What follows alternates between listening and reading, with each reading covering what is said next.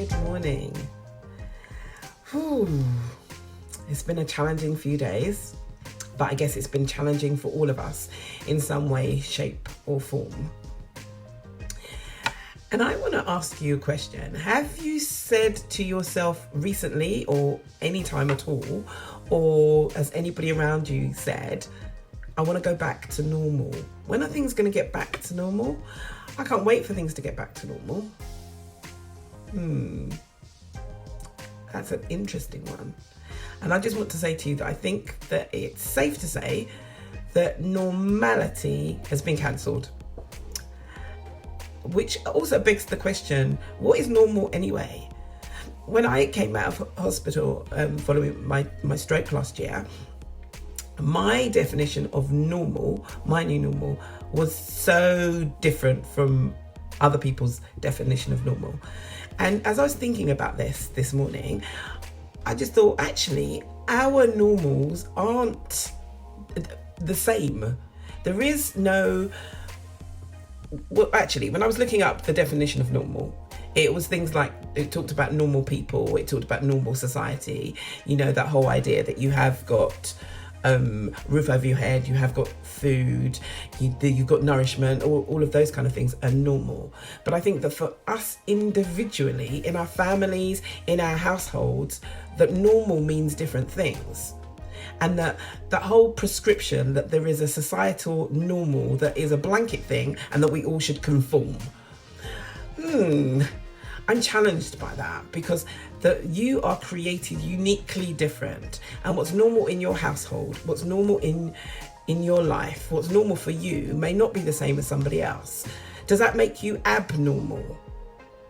I think that in terms of normality in society, it should be things like concern for others, not stealing, not killing, you know, those kind of things should be normal. And outside of that you create the normality for you to be able to navigate your way through life.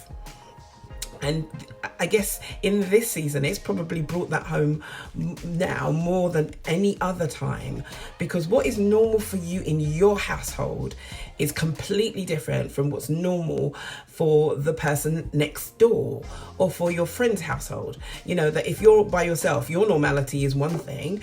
If you've got a house of 9 people, then your normality is going to be something completely different. And so it's that whole thing about, how do you define your normal in the midst of society's normal? And then that whole notion of wanting to go back to normal. It's still that whole word back. You know, there is no going back. And in real terms, society, us, our lives have been, have been changed. And that there is no way that we are going to show up in the world beyond this in the same way as we were before this. And why should we want to? You know, this is a great time for us to grow and to develop, to shed some of those things that we know doesn't serve us, that isn't useful, whether that is actually clutter in the house, clutter in our minds or our thinking, but a great opportunity to shed things, so that when it is that the doors are open and we step outside, that we are changed, that we're not the same as we were before. You know, that whole thing that they actually say that, you know, identical twins that are identical in every way, they change based on the experiences that they have. Because once it is you've had an experience, that changes your thinking. You've actually got now more either richness to the journey it is that you're on. You've got more richness to your thinking, more understanding of stuff around you. And so we are going to be changed. So I want to challenge you to stop looking back. That looking back doesn't work, full stop. But stop looking to get back to normal, because the only direction that we have to be going is that way. So forward. So even if you want to go forward to normal, but it's actually about looking forward. And what does that normal look like for you? What do you want it to look like? Because I'm thinking, actually, when the doors open, how do I want to show up?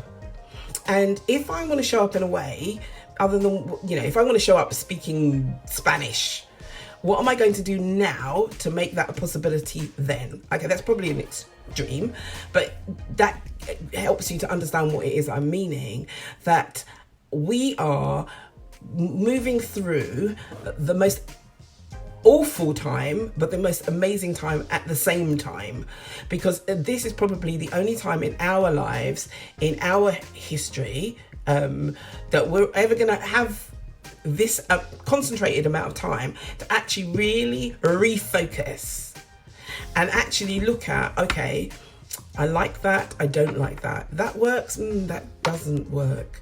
You know where it was that I used to do it that way? Actually, I want to try a new way. Because we can only work with the tools and resources that we already have. So we can get started with those. And if we need additional tools and resources, that we need to bring those in. And so, like, for me, I am challenged. Like I said, I haven't been well the last few days, and that has been really challenging, both physically and emotionally. And I've actually found myself crying a lot. That's okay, because I'm being transparent here, that actually it has been difficult. But you know what? That's a reality. But you know what? I am so much bigger than that. There's so much more to me than that.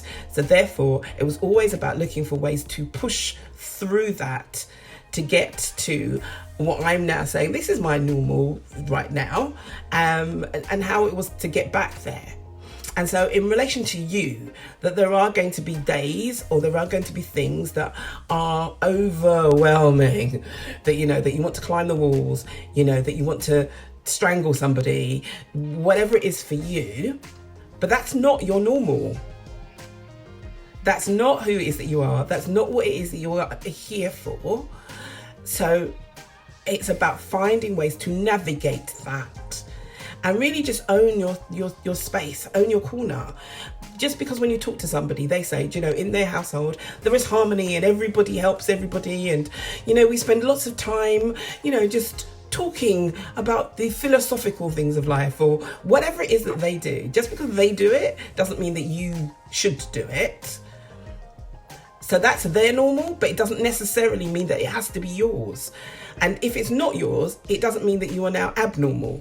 You know, because that's not the way to do it. That's the way that they do it. And so, yes, that whole concept of normal, let's ditch it and let's just claim our own space. And therefore, let's utilize the use of language to actually frame our worlds. Because really, words frame our worlds. They actually determine whether or not it's going to be a good day, a bad day, a terrible day, you know, all of those kind of things. Let's look at how it is that we talk about ourselves. Let's look at how it is that we talk about our family. Let's look at how we talk about our situation. You know, I could sit here and tell you all of the things that are wrong or missing in my life and in my world. I could tell you that. And I've probably got a long list if I stopped to look at it. But where's the benefits in that? There's no benefits for me doing that. There's no benefits for you for me doing that. So actually, that's maybe part of the story, but it's not the full story. So it's time, the sun's shining. What a great day to actually stop for a moment and think, what's my normal? Okay, this is my normal. This is how it is that I do life, or this is how I'm doing life now. Because I think that's the other thing, is that in some respects, it is not compartmentalized, but it is that whole thing that this is one season. It's a bit like, you know, when it is that the winter is here, we wrap up and we put on earmuffs and we do all of those things to keep ourselves warm because it's that season. But when the season is over, we ditch those external things and we put on short sleeves, or, you know, for ladies, we put on dresses, maybe with a little slit up the side. We put on sandals because it's about the season. So in this season right now, what's your normal? As you prepare for the season that is to come. That's a thought, isn't it? So I want to challenge you today to actually define for yourself, because I think so much of this journey is about us defining for ourselves, and defining for ourselves first before we are working with the family to define as a family. Because when you're clear about who it is that you are and what it is you bring to the table, you bring so much more to the mix. You bring so much more to the relationships, to the roles it is that you play in life. So today, pause for a moment, give yourself some you time, and define your normal. And know that there is no such thing as abnormal. Let's ditch that word, because that kind of suggests that there's some kind of defect. No. Find your normal in the midst of the societal normal. That's thought. And I was looking at, that whole thing when you're looking around at things. I don't know if you can. I always kind of wonder whether or not this becomes backwards. But anyway, I've found some things. As you can see, I love words. And so this essentially says, enjoy every minute. Yeah. Work on that, what enjoy means. But enjoy every minute. Live in the moment. And I think that this is so apt for now, because we can only live in the moment, because otherwise it becomes enormous and crazy. And this one I so love. Choose to be happy. Yeah, happiness actually is a choice. And particularly now, as we're living under these conditions, it can't be dependent on, that when it was that you went out to that nice restaurant, or it can't be when it was that you went to the theatre, or you did things, or you acquired things. It can't be any of those things. So it has to be an internal job. So I'm going to say to you that happiness is an inside job. Go find it. And right, a big hug from my heart to yours. And whatever it is you do, be safe, but enjoy the journey.